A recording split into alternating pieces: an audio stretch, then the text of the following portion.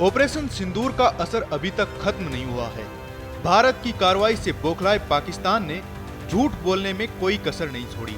पहले वो अपनी जनता को गुमराह कर रहे थे, अब उन्होंने दुनिया भर में झूठ का प्रसार करना शुरू कर दिया है। अपनी तुर्की यात्रा के दौरान पाकिस्तान के प्रधानमंत्री शहबाज शरीफ ने फिर से भारत के 6 लड़ाकू विमानों को मार गिराने का झूठा दावा किया। उन्होंने कहा कि इनमें 4 राफेल भी शामिल थे। इसका जवाब देते हुए भारत के chief of defence staff general Anil Chauhan ने इन बयानों को सिरे से खारिज कर दिया है। जनरल चौहान ने एक टीवी इंटरव्यू में स्पष्ट किया कि पाकिस्तानी सेना का यह दावा पूरी तरह बेबुनियाद और तथ्यहीन है। उन्होंने कहा कि सच्चाई यह है कि भारत ने कुछ हवाई नुकसान जरूर झेले हैं, लेकिन पाकिस्तान के दावों की तरह कोई बड़ी क्षति नहीं हुई है। सीडीएस चौहान ने कहा कि महत्वपूर्ण यह नहीं है कि विमान गिरे, बल्कि जरूरी यह है कि वे क्यों गिरे।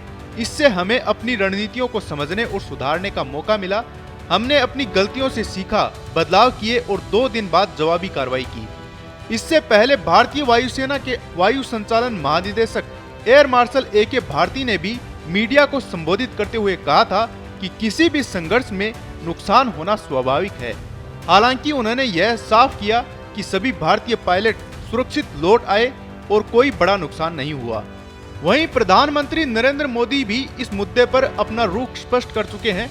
उन्होंने कहा कि भारत अब किसी भी प्रकार का छद्म युद्ध सहन नहीं करेगा। आतंकवादियों को अब उन्हीं की जमीन पर सबक सिखाया जाएगा। उन्होंने ऑपरेशन सिंदूर को भारत का सबसे बड़ा और सफल आतंकवाद विरोधी अभियान बताया और कहा कि अब समय आ गया है कि गोली का जवाब गोले से दिया जाए। ऑपरेशन सिंदूर आतंकवादियों के खिलाफ भारत के इतिहास का सबसे बड़ा और सफल ऑपरेशन है। जहां पाकिस्तान की सेना ने सोचा तक नहीं था, वहां आतंकी ठिकानों को हमारी सेना ने मिट्टी में मिला दिया। सैकड़ों किलोमीटर अंदर घुस करके मिट्टी में मिला दिया। ऑपरेशन सिंदूर ने डंके की चोट पर कह दिया है कि आतंकवादियों के जरिए छद्म युद्ध, प्रॉक्सी वॉर नहीं चलेगा। अब घर में घुसकर भी मारेंगे और जो आतंकियों की मदद करेगा उसको भी इसकी भारी कीमत चुकानी पड़ेगी।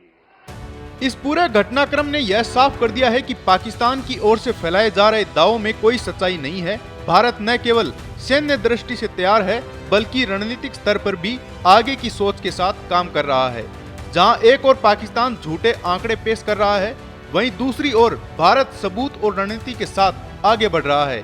देश और सेना की मजबूती पर आपका क्या मानना है, कमेंट में जरूर बताएं।